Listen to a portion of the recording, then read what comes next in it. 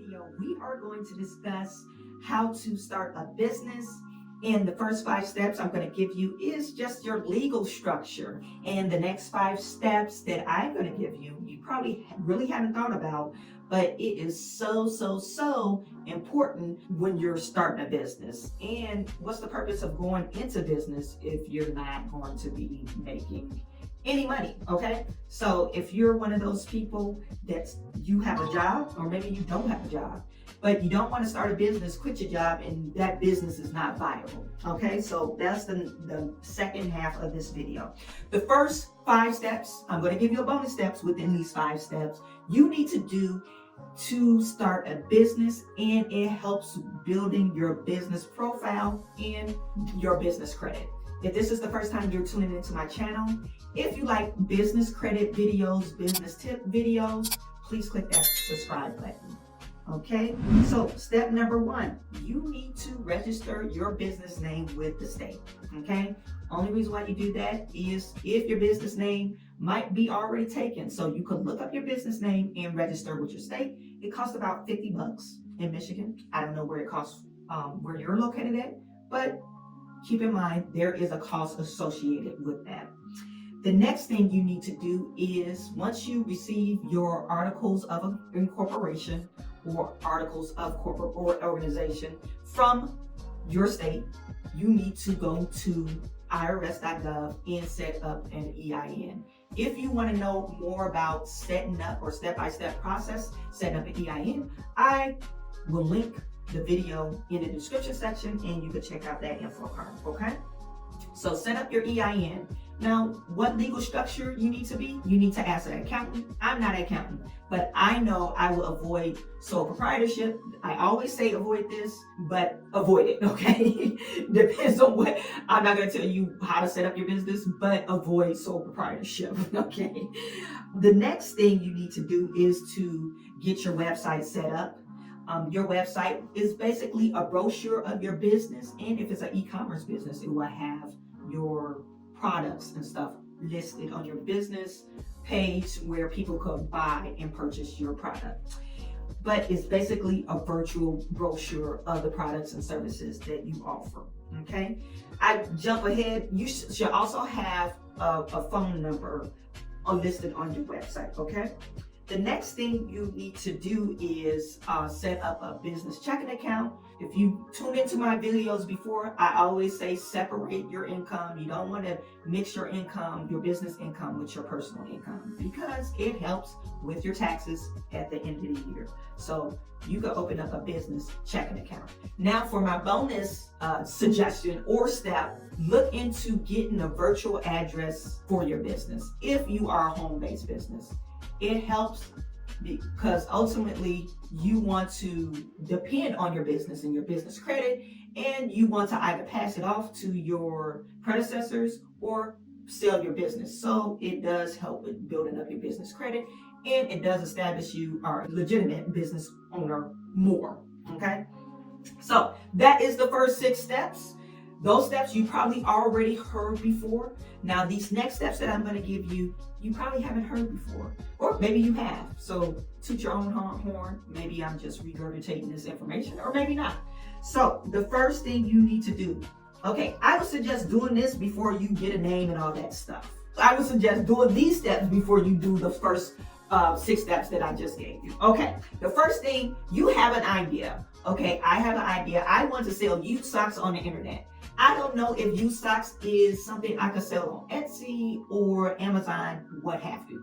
But you need to do some market research. That's the technical term for doing research to see if there is a demand for used socks. I use used socks. You might not have the idea to sell used socks, but if you want to research, there's several ways you could do that.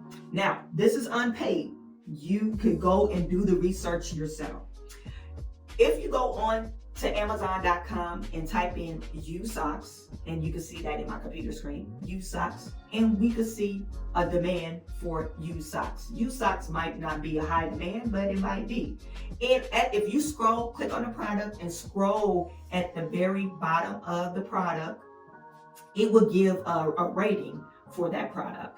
and it will say what is it ranked for that particular product. Okay, so if it's on the bestseller list, it will come up bestseller. It will say 1 out of 1,000 or 10 out of 50 or something like that. But usually Amazon will rank it at bestseller products, and you can see that in the ranking. So that is kind of inkling or an indicator that it is a high demand. Okay, the next website you could check is subreddits. Okay, subreddits, if you go on subreddits and click on whatever genre you have and search that genre, you can see what are people talking about. Are they talking about, oh, I wish I had a pair of used socks?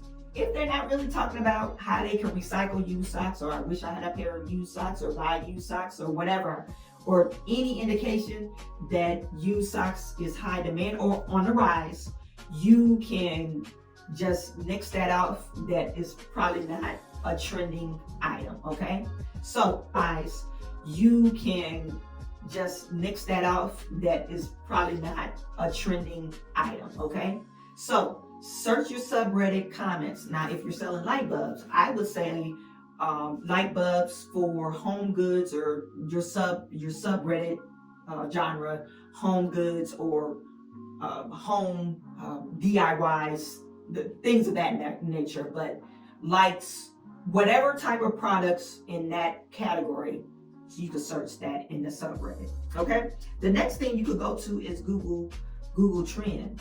Now, if you're in a product-based business, it might not help you, but if you're in a service-based business, it might help you. And you could, for Google Trends, you could tailor it down to a week and down to your state. Okay, it doesn't have to be a US type thing, but you could tailor your Google Trends. And for a paid subscription, you can also search trends.co. They basically do market analysis, and they do market research on trending items that's out there, or industries that might be on the uprise, that might have good longevity in years to come. So those 4 things, I think I gave you 3 things, so you can search your demand. Okay, so you need to find whether or not there's demand for your product. Okay, now, as I mentioned before, what good does it do to start our business? We do all the first 5 steps and we do not make any sales. Okay, that will be really sucky. So if you don't want to get into that dilemma, I'm sorry, I'm looking back, there's some people walking. If you don't want to get into that dilemma and get caught with your pants down, you can test out your market. Call 3 to 5 people of your friends. Just tell them, hey, I have this business idea and I would like to see if you would like to buy my used products. You could say whatever, or I keep on saying used socks, but you could say whatever product you're thinking about selling, and say, would you like to buy this product for X amount of dollars? And this person will tell you yes or no. And then you can ask them series of questions. Okay, yes, why would you buy this product for this price? Or no, why don't you want this product for this price? Is it too high? You don't have a need for it, or what have you.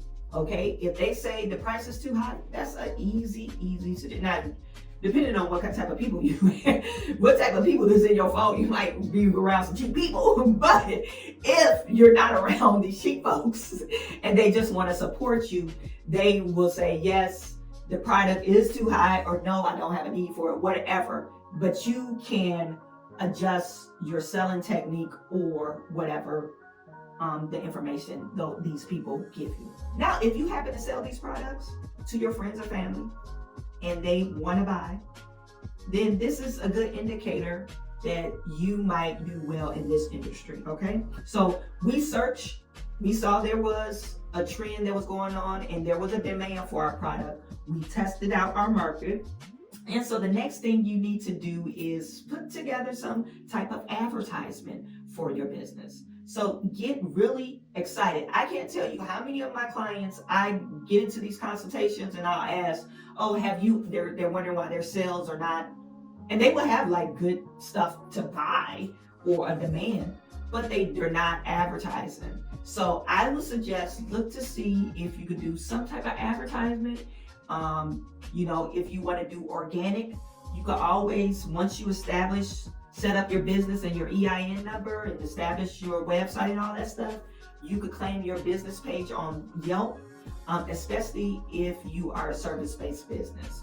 Okay, so and then Yelp always gives you credit to advertise. You can even claim hey, Google My Business, add your Google My Business page, and they send you a code to claim your business, and Google will give you ad credit to market your business. So I would suggest always do advertisement. I don't know how many people I run into and they run that their business is not doing the sales that they thought they would because they made a couple of sales.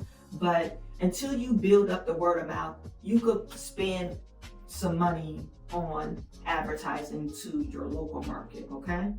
And so that's basically testing out the market and then setting up advertisement. So hopefully these tips that I've given you will help you build up the confidence to start your business. If you would like to discuss more about your business for free, I do offer 30-minute free consultations. You could click that link in the description section saying schedule my consultation, 30-minute free consultation. And I will be gladly to talk to you about what you got going on. So thank you for tuning in once again. And I am sending all my good to you. I will talk to you soon.